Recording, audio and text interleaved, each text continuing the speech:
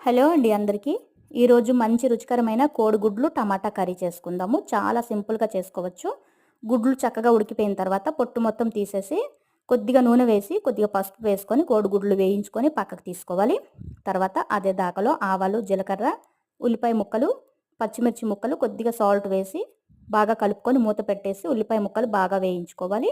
ఇవి వేగిపోయిన తర్వాత టమాటా పేస్టు, ఉప్పు, కారం, పసుపు, కొద్దిగా ధనియాల పొడి వేసుకొని చక్కగా కలిపేసుకోవాలండి. కోడిగుడ్లు అందులోనే వేసుకోవాలి. కలపకుండా అలానే మూత పెట్టేసుకోవాలండి. చక్కగా ఒక 5 నిమిషాలు మూత పెట్టిన తర్వాత నూనె పైకి తేలే స్టేజ్‌లో ఉన్నప్పుడు కొద్దిగా చిటికెడంతా చక్కెర వేసుకోవాలి. కర్రీ మంచి రుచొస్తుందండి. ఇలా దగ్గర పడిపోయిన తర్వాత కొద్దిగా నీళ్ళు వేసుకొని మరొక 5 నిమిషాలైతే ఉడికించుకోవాలి. వేడి వేడి కోడిగుడ్లు టమాటా కర్రీ మనకి రెడీ అయిపోతుంది. ఇది వేడి వేడి అన్నంలోకి చాలా బాగుంటుందండి. చాలా సింపుల్‌గా చేసుకోవచ్చు. Thank you.